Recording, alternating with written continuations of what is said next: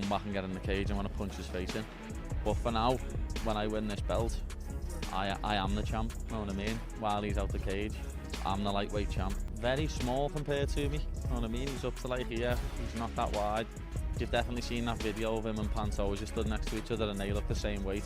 And I hope Paddy is gonna lose, because if Paddy wins, it's gonna be a problem for me again. Why do you think so? I think he's gonna try and avoid me. You say if he wins against Justin or if he wins against Ilia? No, against Justin. Against Ilia, he never can beat Ilia. Okay. No way. So you think if Paddy wins the interim belt, he'll try not to fight you? Yeah. UFC gotta push him forward. Paddy Pimblett is preparing for his next bout against Justin Gaethje at UFC 324, where both fighters will compete for the interim title. While fully focused on Gaethje, Pimblett is already anticipating Ilia Topuria's eventual return. He makes it clear there will be no tune-up fight when Topuria comes back, stating his intention is to meet him immediately and do damage. For Pimblet, the path is straightforward. Handle Gaethje first, then turn his attention to Topuria and make his return as punishing as possible. I'm too surprised. I know Ilia's going through a lot of stuff and wish him nothing but the best with it, know what I mean?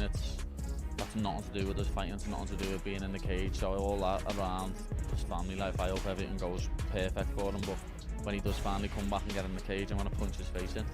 But for now, when I win this belt, I am the champ, know what I mean? While he's out the cage, I'm the lightweight champ, and that's the way I see it. So that interim belt to you will feel undisputed? Yeah. Pimblet also mocks Ilia Topuria's physical build, claiming his own size gives him a significant advantage. He points out that Topuria is shorter and less physically broad, emphasizing that weight classes exist for a reason. Pimblet warns that if Topuria moves up and challenges him, he could find himself in serious trouble. His support, essentially he wants you to win, he wants that fight. Have you allowed yourself to think of what a fight with Ilia looks like? Yeah, I think I beat him up as well, know what I mean? Like, he's very small compared to me, know what I mean? He's up to like here, he's not that wide.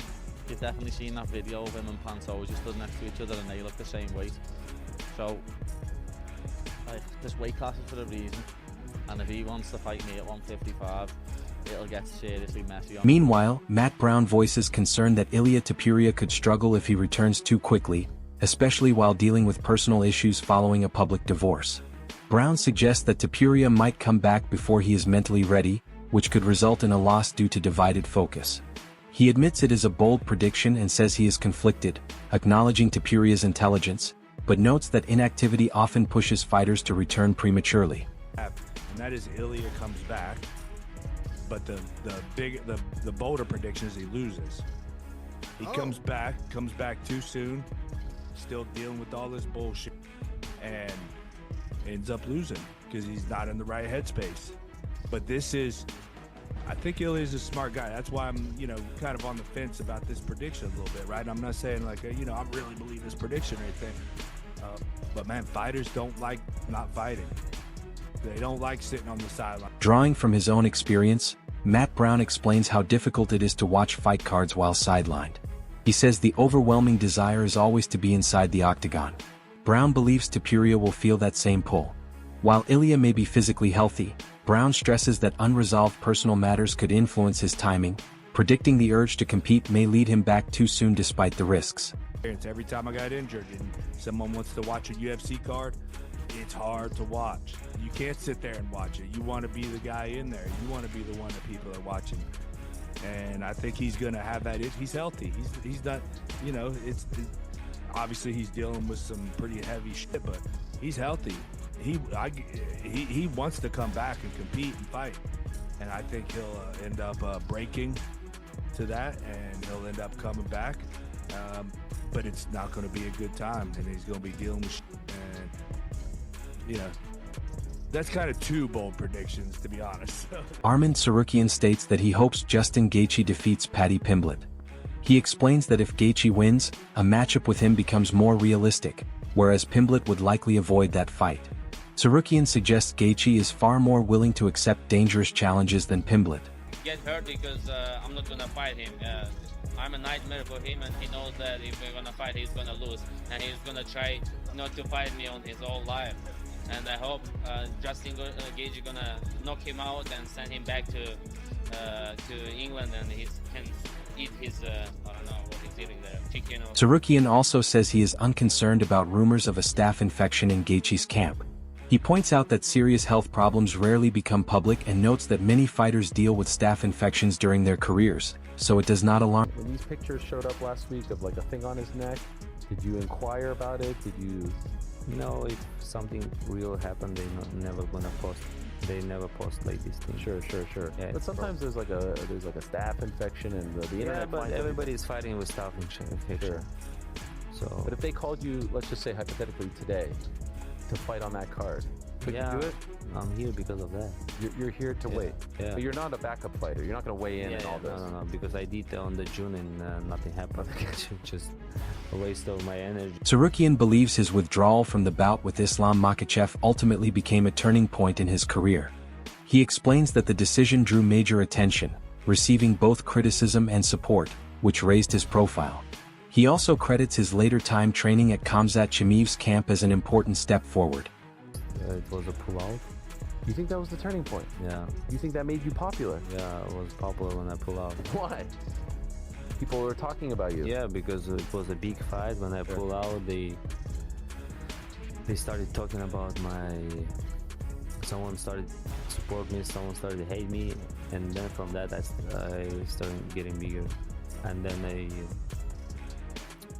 I went to the Hamzat's camp. It helped me too with Hamzat, and How did that happen? we just became a friend. Okay. Yeah, from Thailand, and then we started training together.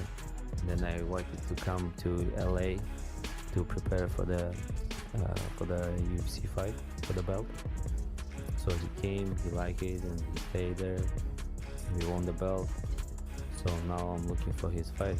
Yeah. Help him and to be close. He adds that grappling matches hold far less significance compared to UFC fights. With no weight cuts involved, losses carry little consequence. His true focus remains MMA, where fights dominate his life for months, driven by his goal of becoming. This is like training session.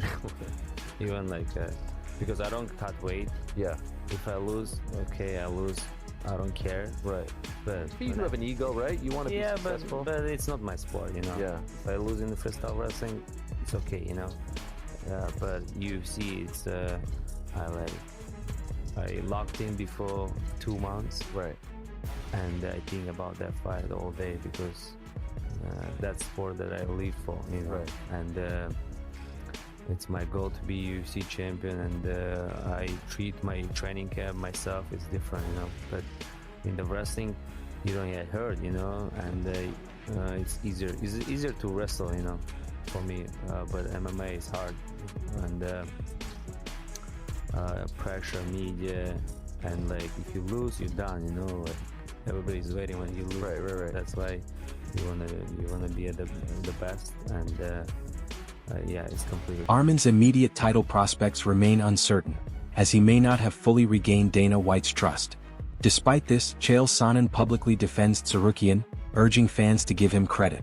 Sonnen highlights that Arman agreed to serve as a backup fighter, stayed ready, and waited on standby, arguing that this level of commitment deserves understanding and forgiveness. In 2 weeks as a backup fighter for UFC 324? What's his situation? Can we please forgive him? Whatever he did to get himself in this weird purgatory, can we also remember that he agreed to be a backup fighter, that he did a training camp, that he flew out to Las Vegas, he went through the commission, he made weight, he was ready to go in on a moment's notice.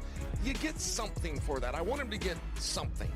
I want him recognized. I forgive Arman Tsarukyan. I want other people. Paddy Pimblett believes Max Holloway showed the blueprint for defeating Justin Gaethje. He is confident in standing with Gaethje and views Holloway's performance as the clearest example to follow. Pimblet insists his strategy will succeed and predicts he will finish Gaethje within 3 rounds. Keep this on the feet. We know his knockout power, but your submission skills are so slick. Do you want to take it to the ground? Oh. I'll keep it on the feet with him. Like, there's the blueprint there to beat him. Max done it, and everyone underestimates my strike, and everyone thinks I'm just gonna come in and I'm gonna take him down, and I'm not. Like, he had an absolute war with Chandler, and like Chandler up. So I know MMA math doesn't work, but you'll see come Jan 24th when we have a perfect game plan and we finish him. Despite the rivalry, Pimblet admits he has long been a huge Justin Gaethje fan. He describes Gaethje as a fighter admired by all true MMA fans, calling him a fighter's favorite fighter.